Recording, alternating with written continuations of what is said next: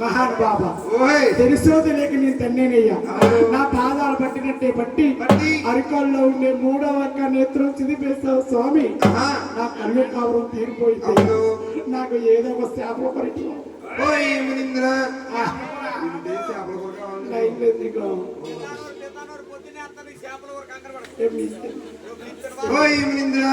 నా సంపను కొట్టి నీకు వరం పొందాలంటే ఇప్పుడు మునిందులుగా ఉన్నావు.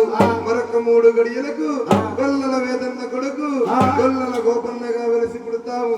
నీయా వచ్చి నాకు పాలిస్తుందని చెప్పి నీయావును కొట్టలేక నా సంప కొడతావు. అప్పటితో తీరుతుంది నీకు వరము.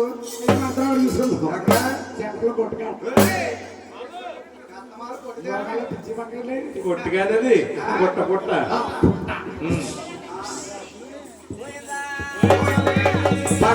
మహావిష్ణు భార్య భగవంతుడు భర్త ఉన్నాడండి.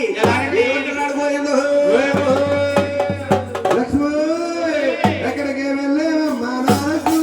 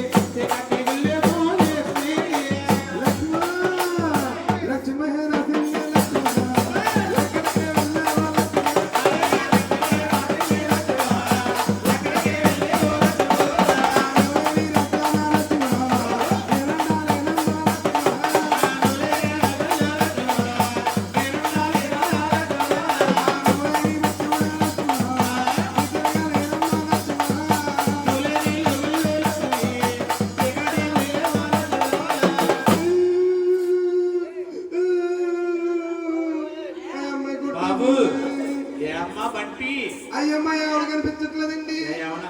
అయ్యో నేను ఏమన్నదండి. బాబు మీ లక్ష్మి గారిని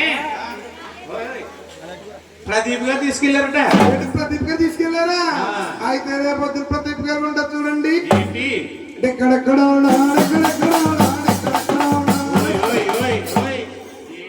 అంటే తెలుదండి మీకు చింత రేపొద్దున ప్రతాప్ గారిని నేను మా లక్ష్మీదేవిని పక్కన కూర్చోబెట్టి ఇద్దరికి తగు పెడతాను.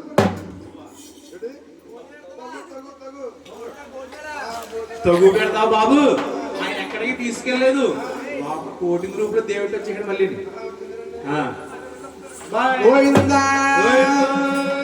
భగవంతుడు లక్ష్మీదేవి లెక్క ఎలా ఉన్నాడయ్యా?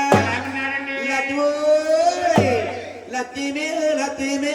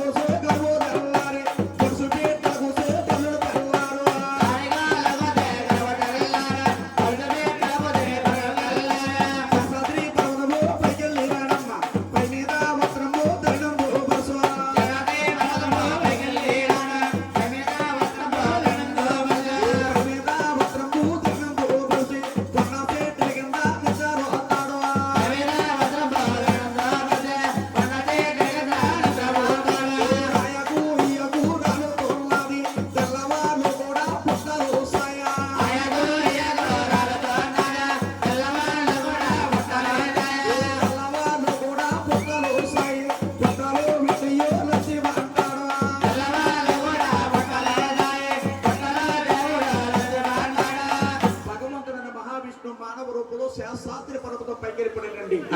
ఒక పొన్న చెట్టు నుండి పొన్న చెట్టు కాడ మాగారు నిద్రపోతా ఉన్నాడు భగవంతుడు. పొన్న చెట్టుకి గాంధర్వ పక్షులు గూళ్ళు కట్టేటండి. ఆయాకు ఈయాకు రాస్తా ఉంది. తెల్లవార్లు కూడా గాలి తుఫాను కింద ఏర్పడ్డదట. ఆకు ఆకు రాలి శత పుట్ట కింద ఏరిందటండి. భగవంతుడు పుట్టలో కొలువు తిని కూర్చున్నాడు. ఒళ్ళల్లా ఘోర పుట్టలు పోస్తున్నాయి. పుట్టలో కొలువు తిని భగవంతుడు అంటున్నాడు, ఈ పుట్టలో దేవుడా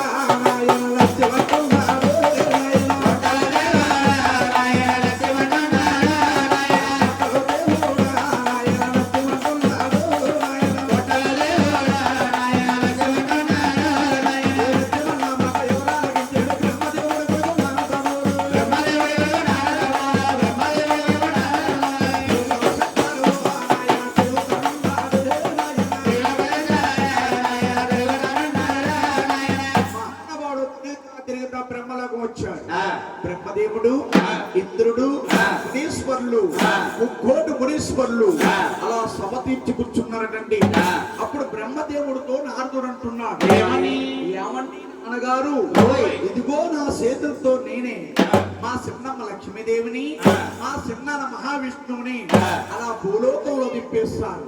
ఎవరో భృగు మహర్షి వచ్చి మా చిన్నాన్న ఒక వస్త్రత్తాల మీద తన్నాడని మా చిన్నమ్మ లక్ష్మీదేవి కోట నుంచి కొల్లాపూర్ పట్టణం వెళ్లి తపస్సులు పట్టింది.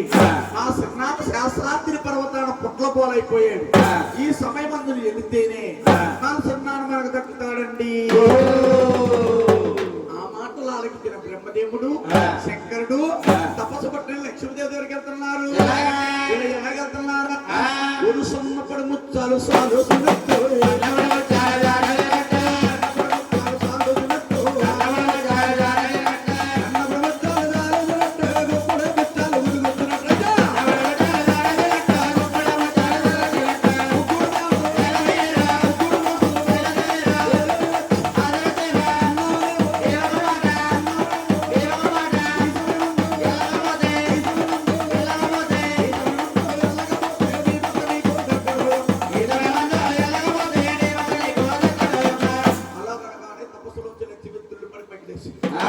ఏమండి, ఏ పూజ చేసినా, ఏ వ్రతం చేసినా, ఏ పూజ చేసినా, ఏ వ్రతం చేసినా భర్త గురించి పిల్లల గురించే కదండి. నా భర్త లేని ఈ తపస్సు నాకు ఎందుకండి అన్నదండి.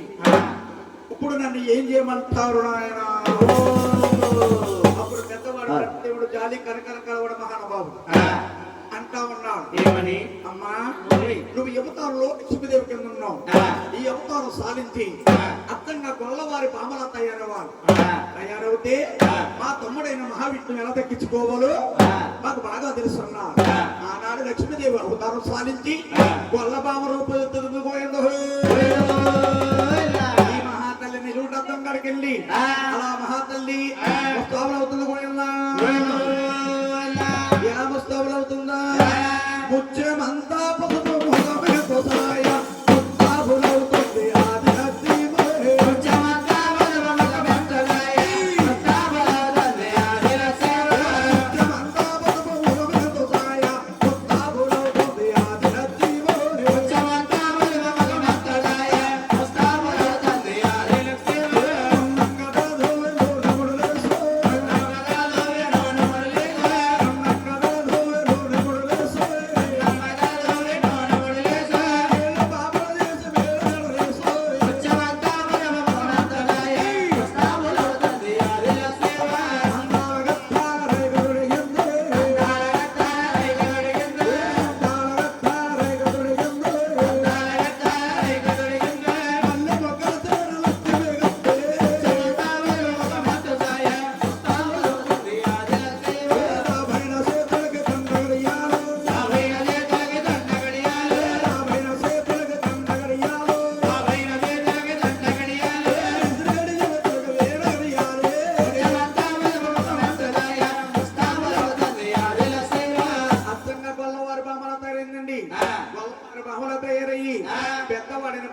ప్రార్థించింది. పెద్దవాడు బ్రహ్మదేవుడు కామధేను అయ్యాడు. శంకరుడు ప్రార్థించింది, తోడగా మారాడండి. ఇప్పుడైతే ఆవుని తోడ తోలుకొని ఈ మహాతల్లి ఈ ఊరనే గ్రామంలోని ఒక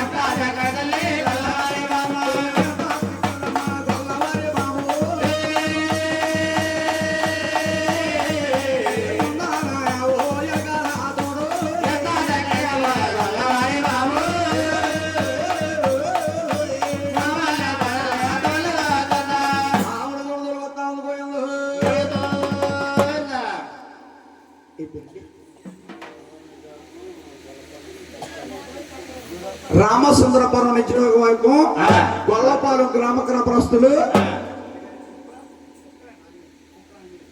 కుక్కల ఆంజనేయులు గారు ఆ ఊరు పక్కన గొల్లపాలు ఆయన మహానుభావులు కుక్కల ఆంజనేయులు గారు అంటే మన ఊరు నుంచి వచ్చారు కళాకారులు ఏమిస్తే ఏం బాగుంటుంది అలాగే మహానుభావులు 201 రూపాయలు వారికి వెరుడు గోవులు భూమి పాండవులు మనకి సంపద భోగభాగ్యాలు ఇచ్చి నిన్న 100 ఏళ్ళు అవసరించి వారి వ్యాపారం అందు బిజినెస్ అందు ఎల్ల వెలగా పడుతుంది